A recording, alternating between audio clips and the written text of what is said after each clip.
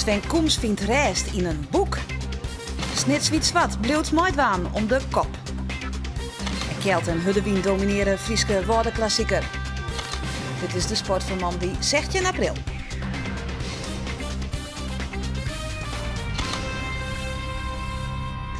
Goeien en welkom bij Boppenslag. De play-offs in het basketbal zitten er om te komen. We zeggen bij een training van Ares om te zien hoe ze er vast in. En Cambuur is wis van de play-offs.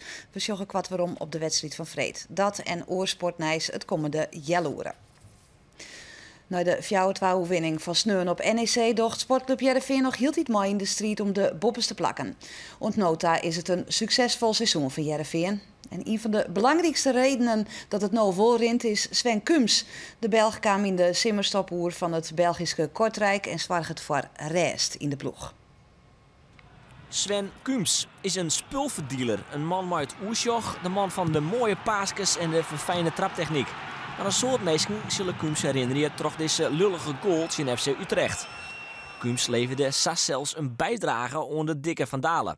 Het wordt snikkelgoal, betocht toch Foppe de Haan, wordt zelfs tweede in de verkiezing Wut van het Jaar. Hoe sta jij nu bekend in België? Heb je enig idee?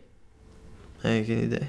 Ik dacht vooral vanwege je snikkelgoal. Oh ja, ja, een beetje denk ik. Ze hebben het wel gezien dat het in Van Daal werd opgenomen.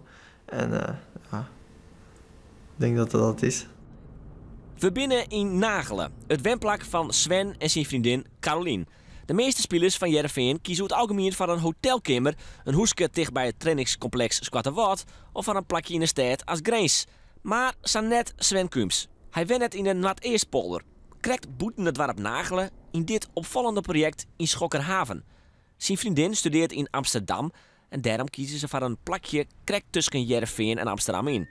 Maar hoe fraai en idyllisch het ook is, deze simmer verhuizen ze toch naar Heerenveen. Ik zou zeggen, je blijft voor eeuwig wonen, man. Ja? Ja, ik weet niet, ja. Het is wel mooi, maar het is echt... Ja, het is overal ver vandaan. Hè. Ja. Niet echt praktisch. Nee. Ook altijd vroeger moeten opstaan voor naar de club te gaan en zo. Dus ja, nu kan ik gewoon langer slapen en op mijn gemak naar de club. Ik kan zelf te voet als ik wil. Ja. Ja, een bootje varen hier dan? Je kunt hier volgens mij een fantastisch bootje varen. Ja, klopt, maar ik heb nog geen tijd gehad. Het is nog geen mooi weer geweest, dus ja.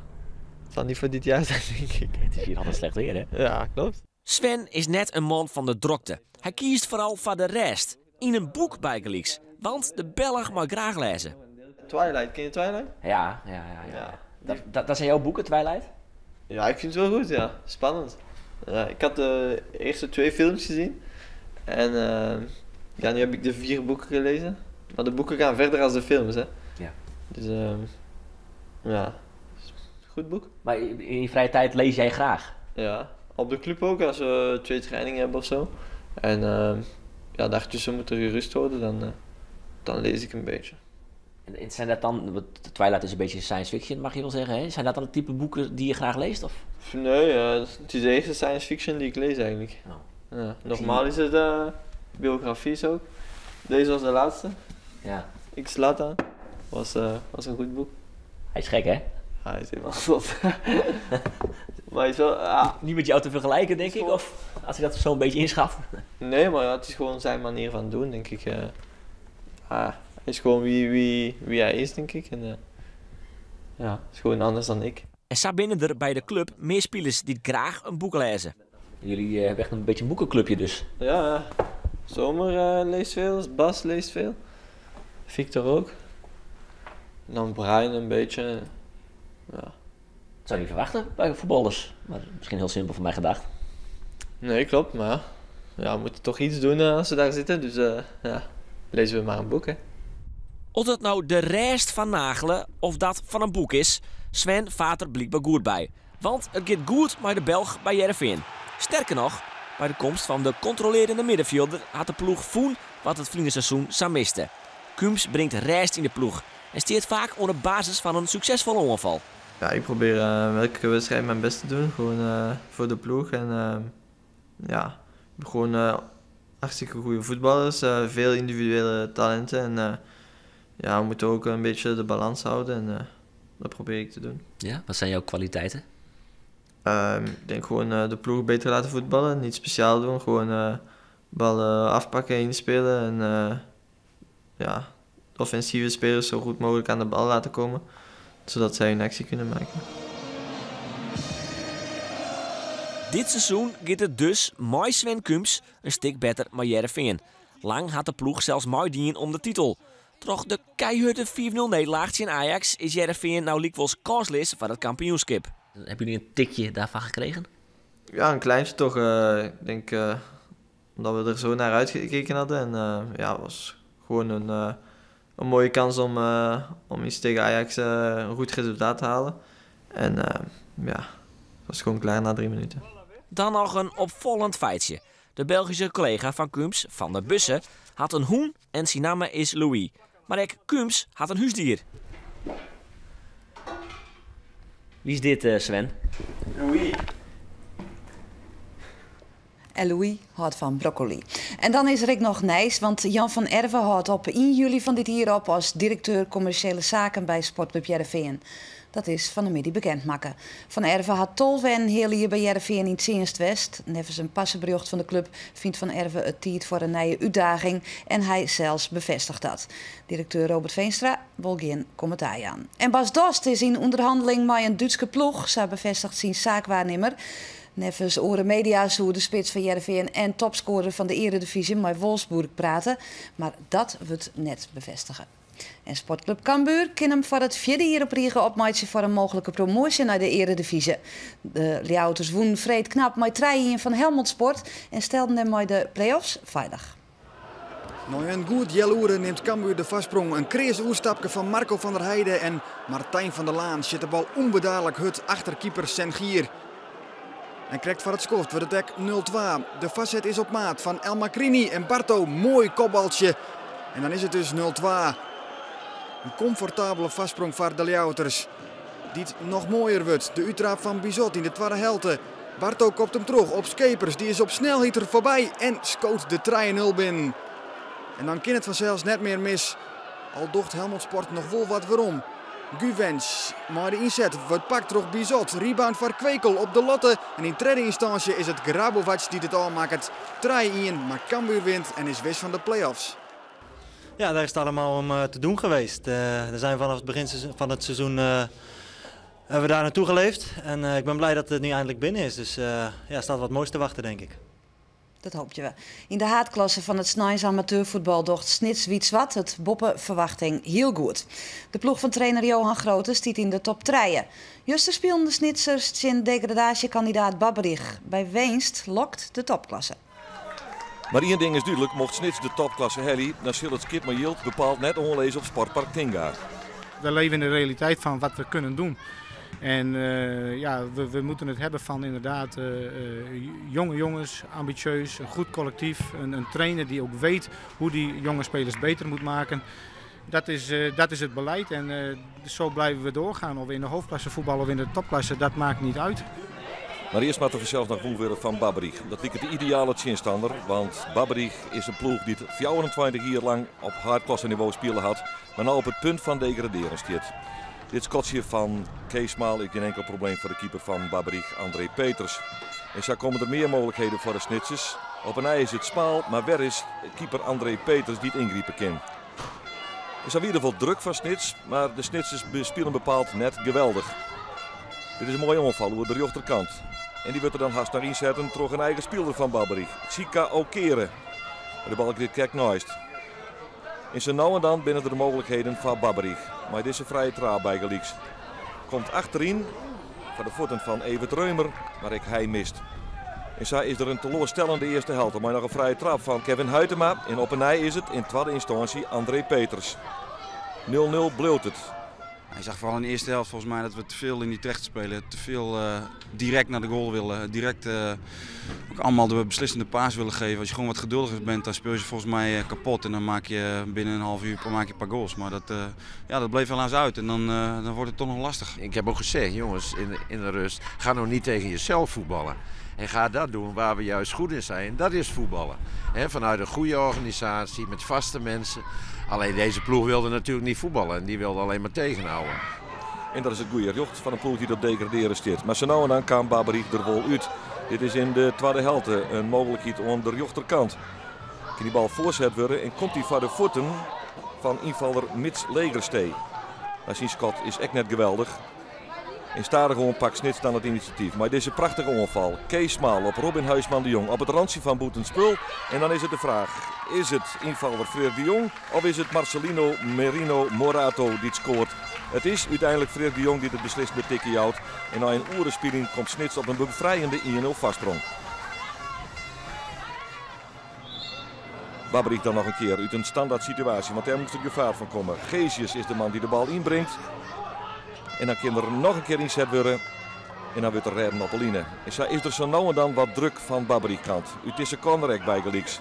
Kan inkoop worden en dan is het Kees Smaal die het ongelukkig in botsing komt bij zijn tegenstander. En het zal voor Smaal het einde van de wedstrijd beschutten. Sjochtek, assistenttrainer Patrick Zwart. Hij die juist er examen van zijn oefenmeester in. Wat de slag is nog net bekend. Maar hij moet hier wel even Kees Smaal opvangen, want die baalt als een stekker. En Snits gaat terug. Dit is Freek de Jong. Maar in actie op de achterlijne.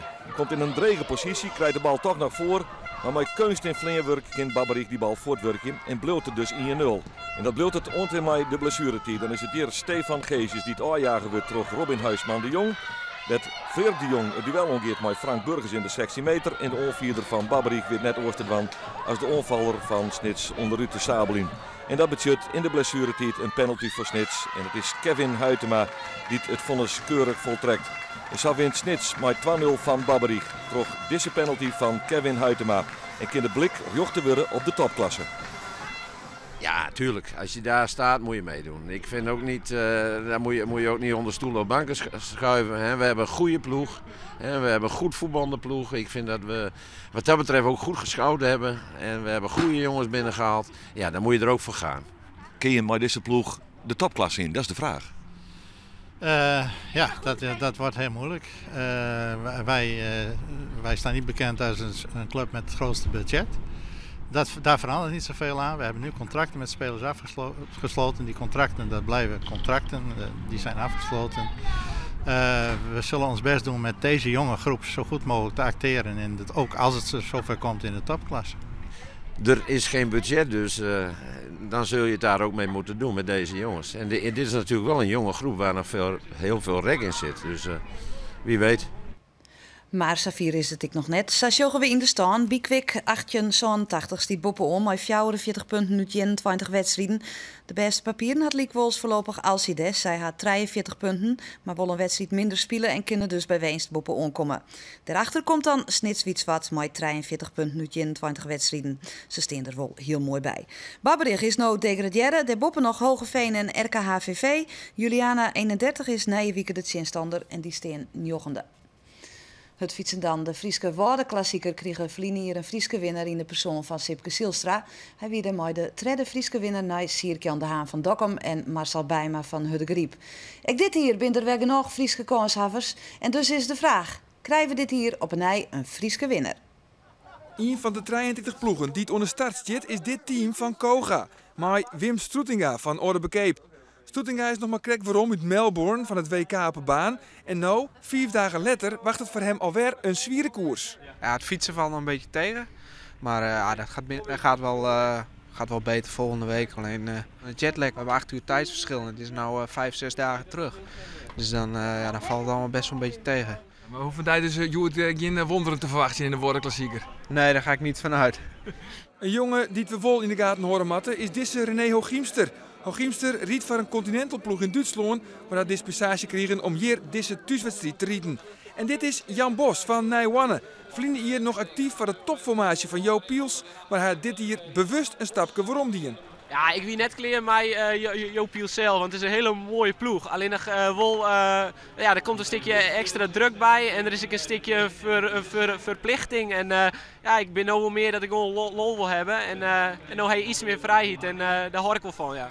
De Waardenklassieker met 200 renners start en finish in Burgum. Een klassieker over 122 kilometer terug het noorden van uw provincie. 2 keer een lus van 66 kilometer en dan nog 6 lietse rondjes van 6 kilometer terug Burgum hinnen. En we noteren een soort uitvallers, want het is kort, maar vooral die hudde wien maakt het daar een wiere slitageslag.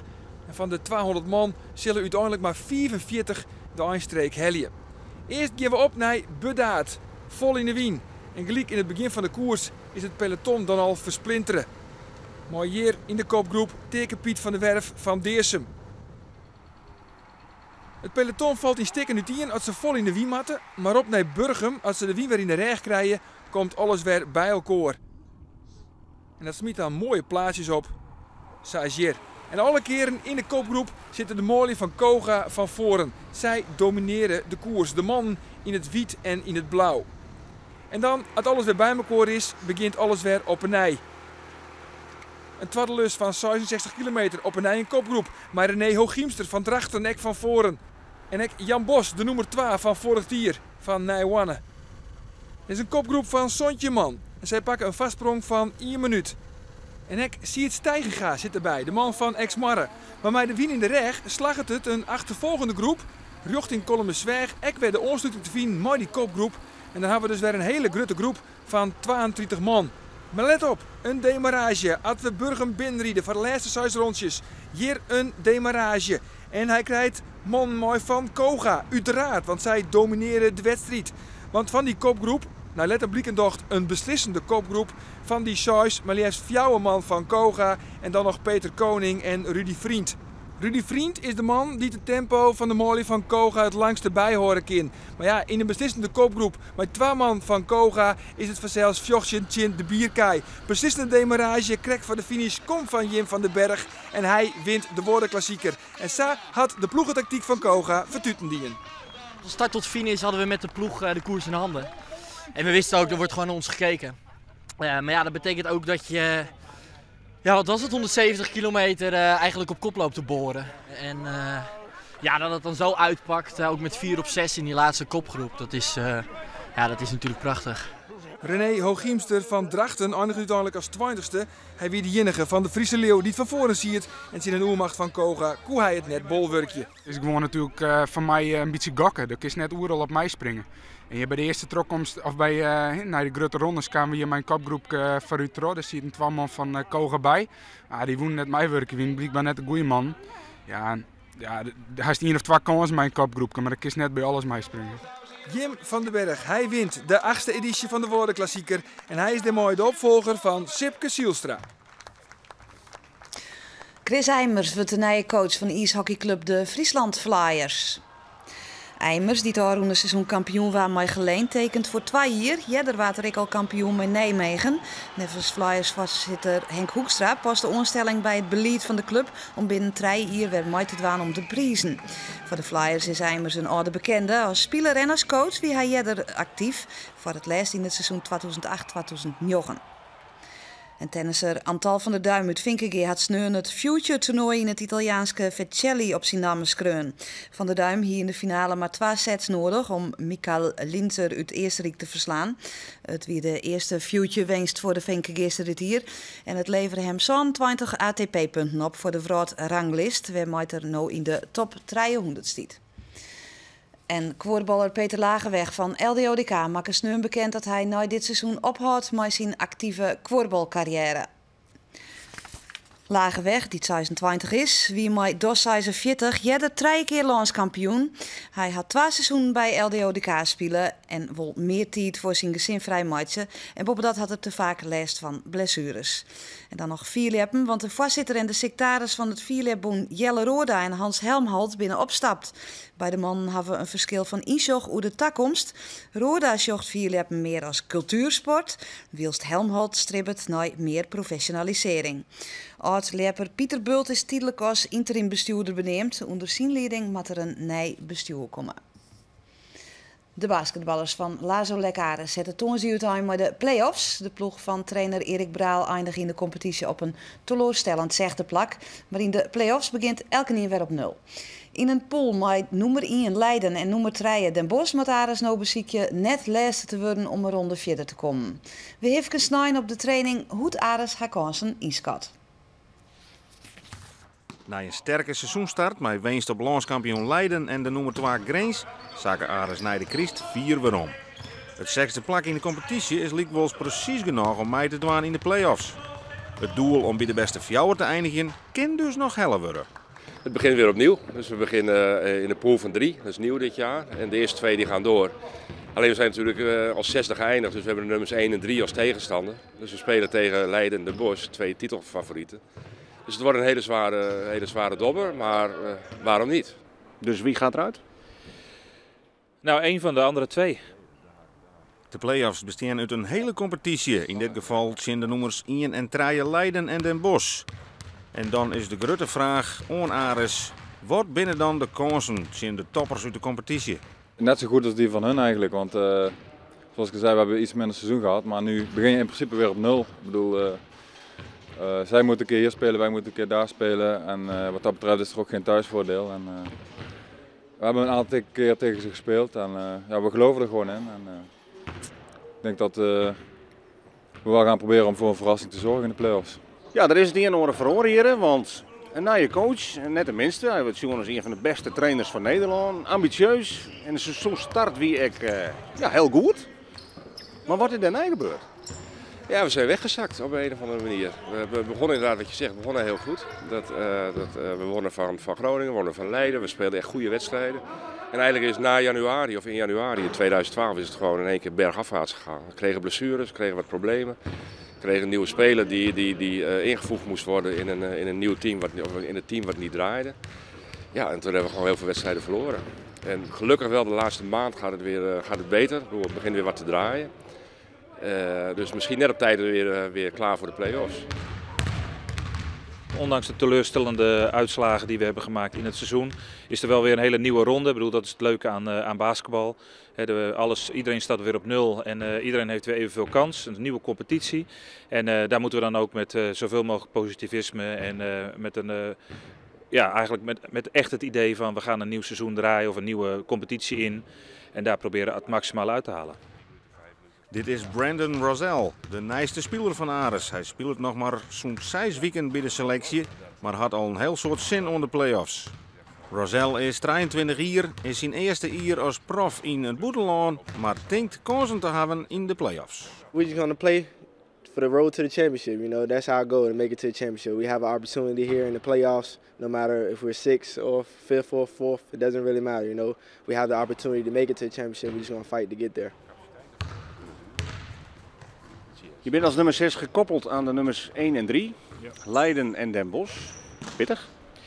Ja, die staan niet voor niks nummer 1 en 3, dus dat wordt sowieso pittig. We hebben 8 onderlinge duels gespeeld tegen hen. We hebben er 1 gewonnen, 1 in de overtime verloren en 1 nog hier met 1 punt verloren. Dus het was op een aantal wedstrijden was het competitief, maar de laatste wedstrijden die we tegen de 2 teams hebben gespeeld, dat was duidelijk dat zij beter waren, dat zij een goede ontwikkeling door hadden gemaakt die ons een beetje op achterstand bracht.